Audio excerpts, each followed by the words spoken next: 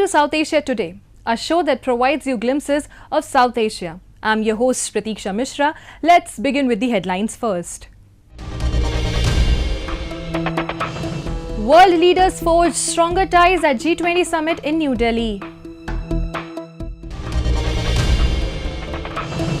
Indian artists making idols of Hindu gods for upcoming festive season in Nepal. And cleanliness drive at the picturesque Dal Lake turns into a good employment opportunity for the locals.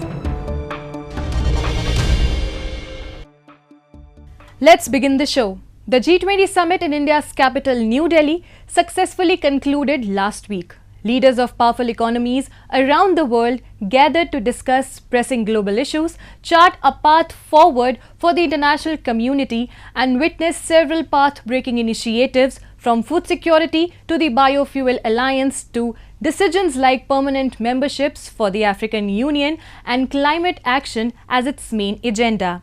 The agreements reached during the summit undoubtedly have a significant impact on the future of our planet. Let's dive into the highlights of this significant event. Indian Prime Minister Narendra Modi, along with leaders of powerful economies around the world, gathered at Bharat Mandapam in India's capital New Delhi to attend the mega G20 summit, which recently concluded on a grand note. Delegates from the 20 member countries, along with the European Union, were welcomed by Indian Prime Minister Narendra Modi with a traditional lamp lighting ceremony.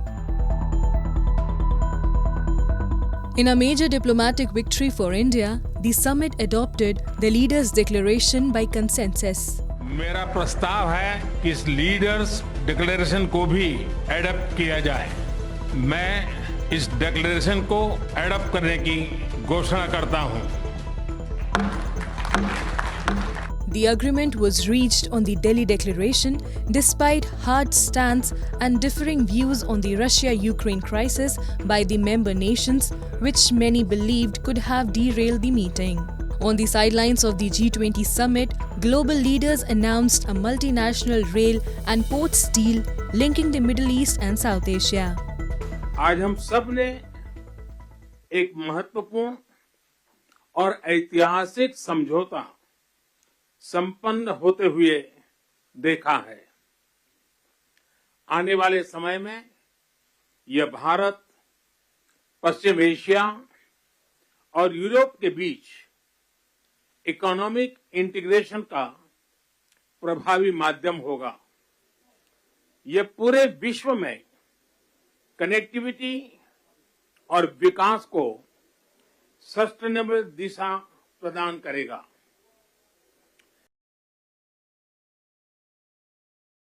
PGII के माध्यम से हम global south के देशों में infrastructure gap को कम करने में महत्वपूर्ण योगदान दे सकते हैं।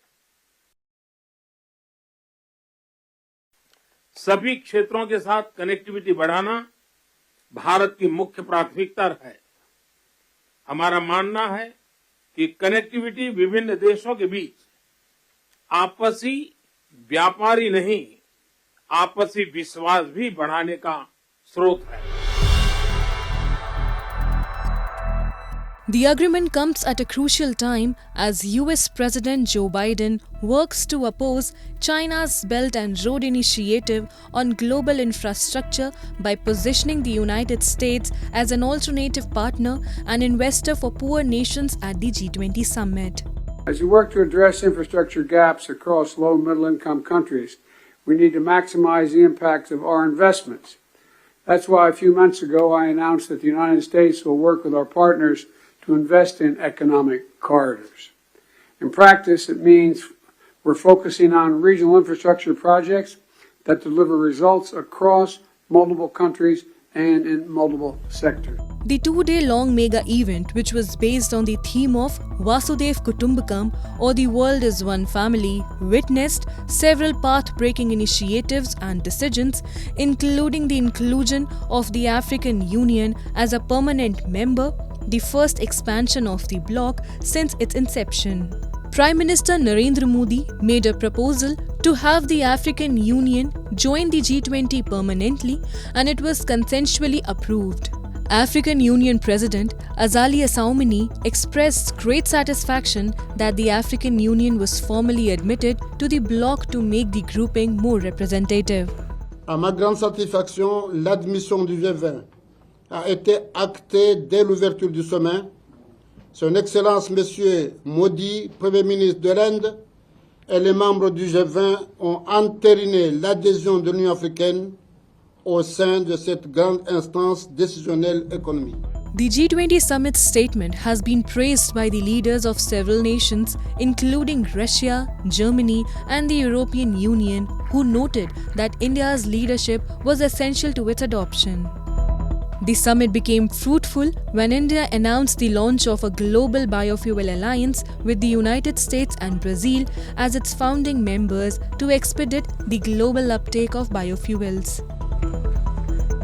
Digital transformation and technology cooperation were key themes. G20 nations agreed to collaborate on data governance, cybersecurity, and digital infrastructure development. Leaders discussed strategies to boost global economic growth, enhance financial stability, and promote inclusive recovery. Prime Minister Narendra Modi, on the sidelines of the G20 summit, also held more than a dozen bilateral engagements with world leaders. British Prime Minister Rishi Sunak and his Indian counterpart Narendra Modi held talks to give a fresh impetus to bilateral ties between India and the United Kingdom. Well, Prime Minister Modi and I had a very warm and productive discussion on a range of different things. With regard to the trade deal, there's a desire on both of our parts to see a successful trade deal concluded. The opportunities are there for both countries, but there is a lot of hard work that's still to go, and we need to work through that, as we will do. Meanwhile, a lavish gala dinner was hosted by the Indian President Draupadi Murmu and Prime Minister Narendra Modi during the summit. The menu served to reflect the summit motto, One Earth, One Family, One Future. After a fructiferous weekend, the G20 summit under India's presidency concluded on September 10th. The host, India, was highly regarded by world leaders for its successful campaign throughout the presidency. PM Modi's Sabka Saath, Sabka Vikas is not only for India, it is his great vision for the world too.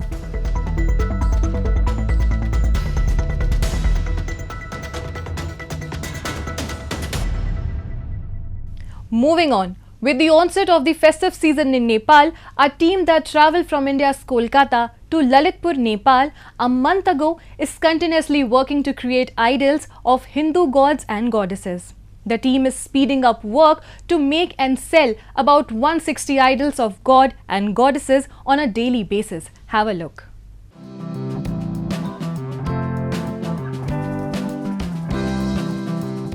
A team that arrived in Nepal's Lalitpur a month ago from India's Kolkata are working continuously to make idols of Hindu gods and goddesses with the onset of the festival season in Nepal.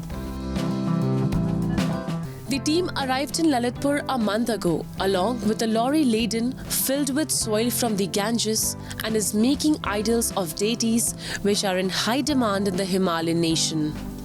हम लोग को कोलकाता से आया तो गंगा जी का मिट्टी का मूर्ति बनाया और हम लोग को यहाँ जो मूर्ति चाहिए आप लोग को इधर चलाइए. The team of Deepak Haldar, who is currently renting a plot of land for a few months, is busy creating the idols of Vishwakarma god as the day to worship the metallurgies is just 1 week away. The team is speeding up work to make and sell about 160 idols of gods and goddesses. As per Hindu mythologies, Vishwakarma, the designer of all flying chariots of the gods and goddesses, also designed and made weapons for them. There is a tradition of celebrating Vishwakarma Puja on the 9th day of the Daishin festival Navami in Nepal. It is a worship and tribute to all those who invented the technology. It is a salutation to all who worked in the field of physics for the betterment of people. Lord Vishwakarma has 4 hands, wears a crown, wears lots of jewelry and holds a water pot, a book, a noose and craftsman tools in his hands. People install pictures of Lord Vishwakarma at the corners of crossroads and put statues and idols of him on corners of the streets. Puja is also associated with the custom of flying kites. This occasion, in a way, also marks the start of the festive season that lasts till Deepavali. Nepal और India तो भाई भाई है, तो इधर भी एक हिंदू लोग रहते हैं और इंडिया में तो हिंदू लोग रहते हैं, इसलिए सबसे ये कारण है, इसलिए हम लोग इधर आया, क्योंकि इधर में मिट्टी के पूजा नहीं कर जाता, इधर में सब पत्थर का पूजा कर जाता है। तो हम लोग एक सोच लेकर आया, क्यों मैं इंडिया में तो जो मिट्टी का बनाता है तो मैं नेपाल में क्यों नहीं होगा, इधर भी तो हिंदू लोग रहते हैं। The Ganesh Chaturthi, the birthday of the Hindu god Lord Ganesh, is just few days away. Devotees have placed their order for idols of elephant-headed Hindu god in advance, as it is only made on the basis of orders. The team of Haldar has sleeved up to supply the Nepali market with the Bengali-style idols this festive season. And now we take a look at some happenings in Asia in our segment called Asia Watch.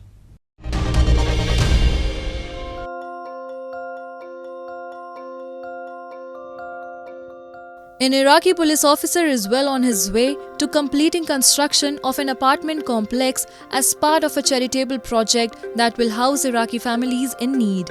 Al-Alaf Dinar, Arabic for 1,000 dinars, is a donation-based housing project launched by Saif Abbas Kataf that aims to build a full complex of 100 apartments, a healthcare center, a kindergarten and a school. Since 2019, Kataf's charity has provided 75 housing units to families in need across Iraq. The apartments, which lie in Iraq's Babel, south of the capital Baghdad, were funded entirely through donations and which will give its future tenants full ownership and a title deed.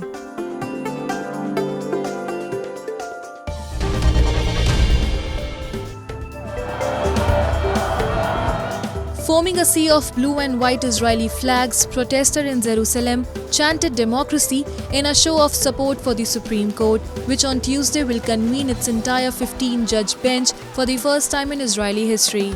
The historic hiring will be on a bid by Prime Minister Benjamin Netanyahu's coalition to curb the court's powers, and the judges will hear appeals against a judicial amendment that was passed by Netanyahu's National Religious Coalition in July and which sparked uproar for what critics say is an attempt to weaken the court.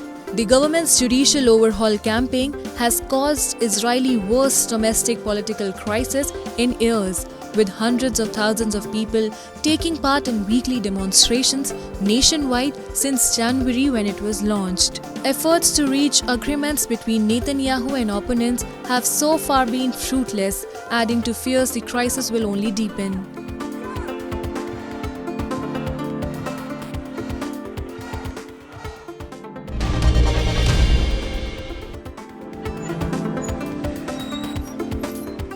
The human rights chief said that human rights in Afghanistan were in a state of collapse, accusing the Taliban of a shocking level of oppression of women and girls. The Taliban returned to power in August 2021 and have placed restrictions on the rights and freedoms of women and girls through bans on education and work. The Taliban say they respect women's rights in line with their interpretation of Islamic law and local custom. Volker Turk was speaking in front of the Human Rights Council in Geneva. His speech coincides with the publication of a report by his office covering the period March 2022 to August 2023, which notes a systematic regression of the rule of law and human rights in Afghanistan, particularly with regard to the rights of women and girls. It also said it had frequently documented instances of women being harassed or beaten at checkpoints by Taliban authorities for not wearing the hijab correctly or sent home from the market for lacking a male marham or guardian.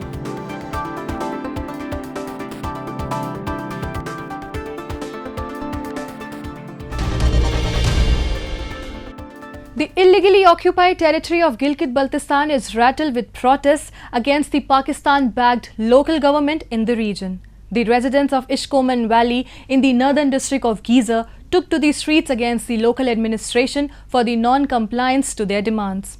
The residents, perturbed with inflation, shortage of food and lack of infrastructure development in the region, blamed the local government for corruption and the negligence towards growth of Ishkoman Valley. We have a report.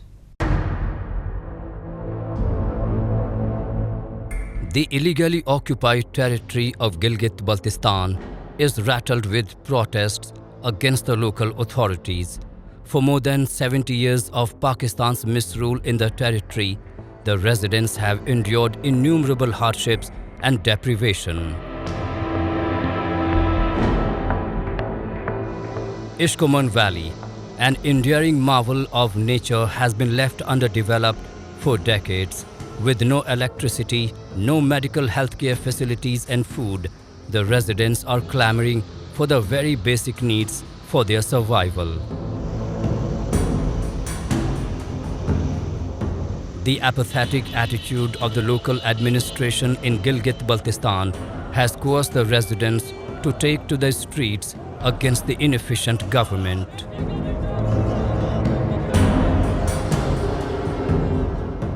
हम अगर अपनी हक की बात करते हैं तो अगर कोई कहता है कि मैं अपने जबर के बलबूते पे, अपनी ताकत के बलबूते पे इसको डराऊंगा, ये 1947 नहीं, ये 2023 है।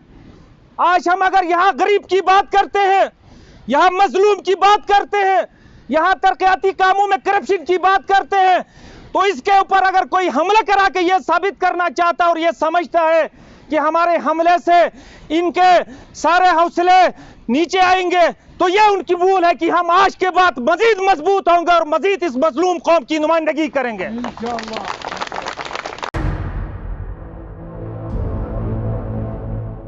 The residents in Ishkoman have often been used as pawns to bring corrupt administration to power year after year. Although the Ishkoman Valley in the northern Giza district of Gilgit-Baltistan is an important location, the local administration has not given it a status of even a subdivision. Residents complain the corrupt administration has taken advantage of their decency and used them to canvass for their leaders who lick the boots of dictators from Islamabad. यहाँ पर तमाम secretaries जिनको हमने applications दे दे के थक गए, अब ये हमारा शराफत का जो है गलत फ़ायदा नहीं उठाया जाए। हम यहीं पे रहेंगे, हम धरने पे आएंगे, हम अपने लोगों को यहाँ पे खड़े करेंगे। हमें पता है कि हमने जब 18,000 लोगों को चिनार के नीचे जमा किया था, अब की बार 28,000 से ज़्यादा तादाद यहाँ पे आएगी। The residents, saturated with the stooge administration's coercive actions and atrocities on the general public, have now resolved to protest until their demands are met. The residents demand that the Ishkoman Valley should get the status of a subdivision and development works like metal road and bridges should be built on priority. However, there are several other basic demands of the locals that have gone unnoticed and unfulfilled by the local administration of Gilgit-Baltistan. हम time देंगे, उस time के दौरान अगर हिम्मत अगर ये हो तो बेहतर है।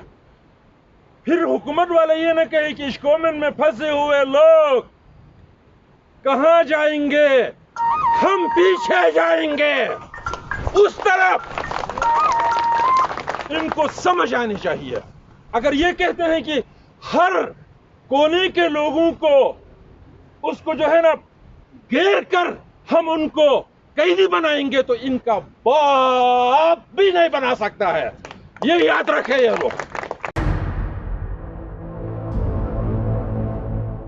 The protests are erupting all across the illegally occupied territory of Gilgit-Baltistan. There are innumerable problems that the residents are facing: the heightened inflation, load shedding, unavailability of food, and on top, the sectarian violence against the Shia majority in Gilgit-Baltistan have further disgruntled the residents.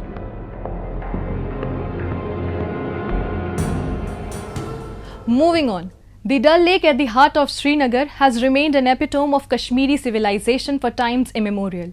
To keep the waters of this urban Himalayan lake pure and pollution-free, the Jammu and Kashmir Lakes Conservation and Management Authority has started a cleanliness drive that would not only add to the beauty of Kashmir but also serves an employment opportunity for a number of locals residing near Dal Lake. We have a report.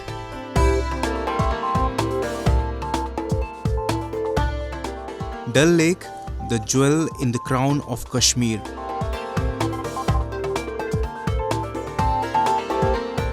With a long shoreline of around 15 kilometers, Dal Lake is the second largest lake in the Union Territory of Jammu and Kashmir.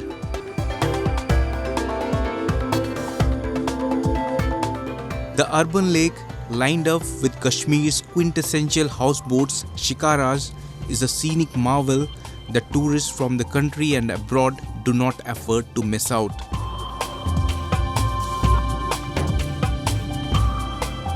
To maintain this marvelous beauty of Kashmir Valley, around 450 people have been employed, who religiously keep the lake free of weeds and urban pollution.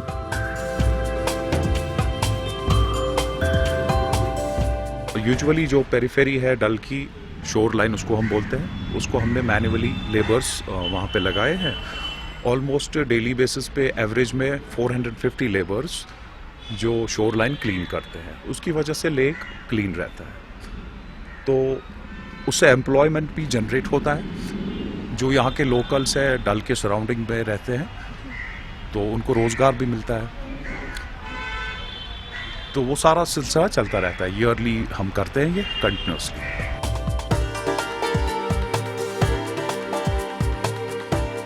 The Jammu and Kashmir Lakes Conservation and Management Authority has been dutifully maintaining the biodiversity of the natural lake for several years.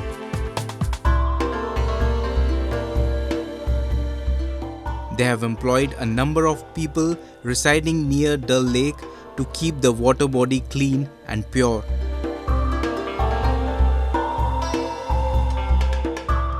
Although the lake has remained as pious as it was in its yesteryears, with the utmost devotion showed by the workers, the harsh winters and mercurial temperatures in summer have taken a toll on few lives on the line of duty.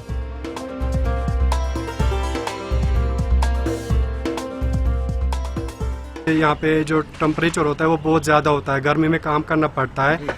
Labours जो होते हैं वो पूरा दिन यहाँ पे खड़े रह के डल की सफाई करते हैं. इस बीच बहुत सारे लेबर्स ऐसे थे जिनका ब्लड प्रेशर हाई हुआ, उसकी वजह से कुछ एक लेबर्स की डेथ भी हुई. इस साल गवर्नमेंट ने वो मद्देनजर रखते हुए कुछ लेबर्स का बल्कि सभी लेबर जो भी अभी इसमें इन्वॉल्व हैं उन सबों का इंश्योरेंस पॉलिसी भी इसमें ऐड की है और साथ में इसका पीएफ भी ऐड किया हुआ है. उसके लिए हम गवर्नमेंट का और डिपार्टमेंट का शुक्रिया अदा करते हैं. अगर हम ये काम नहीं करेंगे ना तो डल ये ख़राब हो जाएगा, टूरिज़्म भी नहीं आएगा. अगर कुछ चलता है वो इसी डल की वजह से चलता है. वो अगर कोई बाहर से आता है वो पहले डल ही देखने आता है.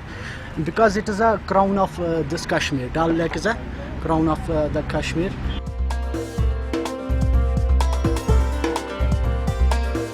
The government authority taking cognizance of the matter has now enrolled all the employees under the purview of Insurance Provident Fund and other facilities to benefit the local workers.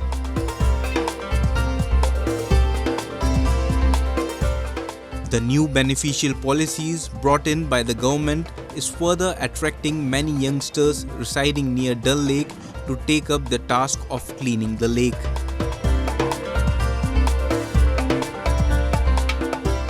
इनके लिए हमने एक तो इंश्योरेंस रखा है. जो भी इसमें ये डिविडिंग लेबर्स है उनको इंश्योरेंस प्रोविडेंट फंड रखा है. यूजुअली होता क्या था, प्रीवियसली ऐसे नहीं होता था इस साल से हमने ये अडॉप्ट किया है। एक तो इनका इंश्योरेंस, प्रोविडेंट फंड, किसी की डेथ होती थी ड्यूरिंग डिविडिंग तो वो बेनिफिट उसको नहीं मिलते थे। अब इन केस अगर किसी की डेथ होती है उसको इंश्योरेंस मिलेगा as well as provident fund भी है उसका।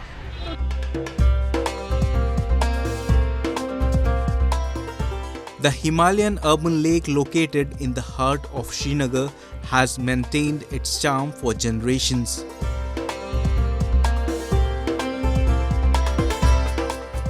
Serving as one of the main tourist attractions of the valley, Dal Lake and its spellbinding character is being religiously looked after by an army of workers who relentlessly perform their duties day after day.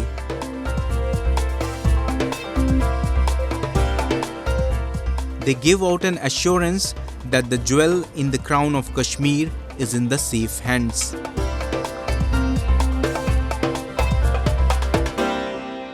It's time for me to wrap up today's episode. We will be back next week at the same time. This is Pratiksha Mishra signing off on behalf of the entire production team of South Asia Today. Goodbye and take care.